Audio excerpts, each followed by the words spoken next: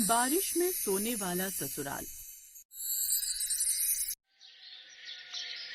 ममता जैसे ही ब्याह कर अपने ससुराल पहुंची तो देखा उसके ससुराल में चारों तरफ दीवारें थी, बहुत सारे कमरे थे, हर कमरे में बेड था, अलमारी थी, बहुत अच्छा किचन भी बना था, लेकिन पूरे घर में कहीं पर भी छत नहीं थी। ये देखकर ममता दंग रह गई। इस घर में सब कुछ है लेकिन छत क्यों नहीं है? देख बहू, ये हमारे घर की परंपरा है। ये बात ममता को थोड़ी बेवकूफी भरी लगी, लेकिन परंपरा के नाम पर उसने कुछ नहीं बोला। ससुराल में पति विक्रम के अलावा उसके सास, ससुर, जेठ और ननद थे। जेठानी अब इस दुनिया में नहीं थी। खैर, पहली रसोई की रस्म में जब वो किचन में खाना बना रही थी तब, हे भगवान, यहाँ तो सीधा धूप आ रही है, ऐसे तो मैं यहाँ मर जाऊंगी। वो गर्मी बर्दाश्त नहीं कर पाई और तुरंत बेहोश होकर गिर गई। तभी वहाँ पर उसका पूरा परिवार आ गया।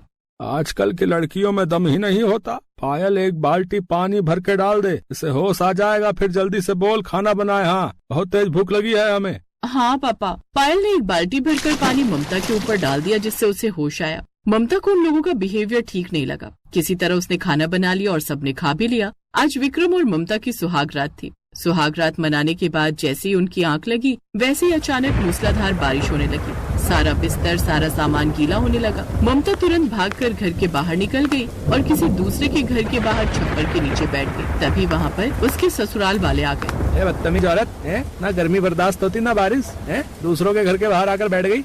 ऐसी औरतों को तो बेल्ट से मारना चाहिए। मैं बेल्ट लेकर आती हूँ, बिना मारे ये सुधरेंगी नहीं। रहने दो पायल, मेरे पास बेल्ट है। अपने ससुराल वालों का ये रूप देखकर ममता दंग रह गई। आसमान में बिजली कड़कने लगी, आंधी तूफान आ गया। ससुराल वाले ममता को घसीटकर वापस घर के अंदर ले गए और सारी रात वो लोग बारिश में सोए। लेकिन ममता को नींद नहीं आ रही थी। वो सुबह तक ऐसे ही बैठी रही। फिर दोपहर को उसका परिवार कहीं चला गया। मेरे ससुराल में तो हर कोई बदतमीज है। पूरे गांव में हर किसी के घर में छत है, सिर्फ हमारे घर में नहीं। पता तो करना ही पड़ेगा। ममता अपने घर के बाहर खड़ी हो गई। तभी वहाँ से कुछ औरतें गुजरी। ममता ने उन औरतों को बुला लिया। सुनिए, मैं आप लोगों से एक बात जानना चाहती हूँ कि हमारे घर में छत क्यों नहीं है? क्या सच में हमारे परिवार की ऐसी कोई परंपरा है? लगता है तेरे ससुराल वाले बाहर ऐश करने गए, इसीलिए तू हमसे बात कर पा रही है। बहू, तुम्हारे ससुराल वालों ने कई बार छत बनवाने की कोशिश की, लेकिन हर बार छत गिर जाती थी। बहुत सारे मिस्त्री, इंजीनियर, बहुत सारे तांत्रिकों ने भी कोशिश की, लेकिन जितनी बार वो लोग छत बनवाते थे, छत खुद ब खुद गिर जाती थी। लेकिन इसके पीछे कारण क्या हो सकता है? बहू, जब से तुम्हारी जेठानी ये दुनिया छोड़कर गई है ना, तब से ये घटनाएं हो रही हैं। वरना उसके पहले तो इस घर में भी छत थी। अब हम लोग चलते हैं, वरना अगर धोखे से तुम्हारे ससुराल वालों ने देख लिया तो तुम्हें बहुत मारेंगे। इतना बोलकर वो औरतें वहाँ से चली गयी। फिर धीरे धीरे शाम हो गई और ममता ने खाना बनाकर रख लिया। तभी उसके ससुराल वाले पी कर आए। सब लोग खाना खाने लगे। ये कैसा बेहुदा खाना बनाया? तेरे माँ बाप ने तुझे खाना बनाना नहीं सिखाया क्या? है बे? चलो आज इसे कमरे में बंद करके खूब मारते हैं। बहुत दिनों से हाथ साफ नहीं किया। सही कह रही हो माँ, आज 2-4 हाथ तो मैं भी लगाऊंगी उस चुड़ैल को।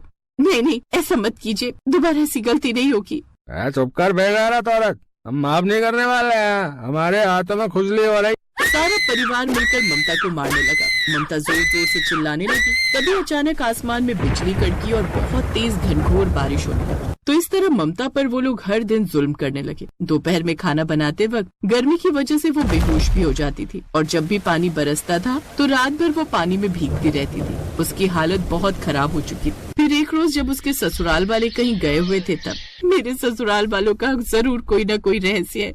मुझे उस रहस्य से पर्दा उठाना ही होगा। ममता उस घर के हर कमरे की तलाशी लेने लगी। तभी उसे एक पुरानी डायरी मिली। वो डायरी उसकी जेठानी ने लिखी थी। जब तक मेरी आत्मा को शांति नहीं मिलेगी, तब तक इस घर की छत नहीं टिकेगी। जब जब इस घर की बहुओं पर अत्याचार होगा, तब तक आंधी तूफान तेज होगा। जिस दिन इस घर की किसी बहू ने इन लोगों का विरोध कर दिया, उसी वक्त बारिश थम जाएगी। दरअसल कुछ साल पहले जो हरकतें ममता के साथ हो रही थी, वही हरकतें उसकी जेठानी के साथ होती थी। इन सब से तंग आकर उसकी जेठानी ने एक डायरी लिखकर उसी घर में कहीं छुपा दी और फिर उसने खुद को खत्म कर लिया। अब ममता वो डायरी पढ़ चुकी थी। इसका मतलब जेठानी जी ने इन लोगों से तंग आकर खुद को खत्म कर लिया, और ये राज छुपाने के लिए इन लोगों ने परंपरा का नाम दे दिया। रात में फिर से ससुराल वाले पी कर आए। जब बारिश होने लगी तब ममता किसी पड़ोसी के बरामदे में पहुंच गई। तभी ससुराल वाले वहां पर आ गए। विक्रम ने जैसे उस पर हाथ उठाया, वैसे ही ममता ने उसका हाथ पकड़कर विक्रम चिल्ला उठा।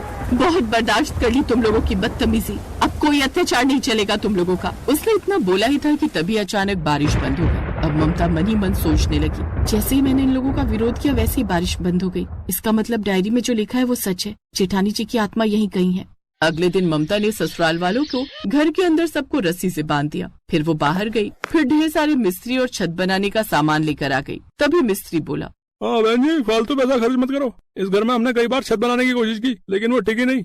या तो आज छत टिकेगी या इन लोगों पर ही गिर जाएगी। उसके ससुराल वाले डर गए। बहू ऐसा मत कर, अगर तूने छत बनाई तो पूरी छत हम लोगों के ऊपर ही गिर जाएगी। चुप कर बुढ़िया। जेठानी जी आप जहाँ भी हो, आज मैं आपको मुक्ति दिला कर रहूंगी। ये सारे लोग छत के नीचे दबकर मर जाएंगे आज। धीरे धीरे मिस्त्रियों ने छत बनानी शुरू कर दी। इधर उसके ससुराल वाले, बहू हमें माफ कर दे, आज के बाद हम तुझ पर कोई अत्याचार नहीं करेंगे। सिर्फ मुझ पर? आज के बाद किसी बहू पर, किसी औरत पर अत्याचार नहीं करेंगे। हम सब पीना भी छोड़ देंगे। थोड़ी देर में छत बनकर तैयार हो गई, पर इस बार गिरी नहीं। आंधी तूफान बारिश सब होने लगा, फिर भी छत नहीं गिरी। तभी वहाँ जेठानी की आत्मा प्रकट हुई। ममता, आज इन लोगों ने माफी मांगी, तुमने इन्हें सुधार दिया, इसलिए अब मेरी आत्मा को शांति मिल गई है। लेकिन अगर आज के बाद किसी औरत पर अत्याचार किया तो ये छत तभी गिरेगी जब तुम सब नीचे सो रहे होगे। हमें माफ कर दो राधा, आज के बाद ऐसा कुछ नहीं होगा।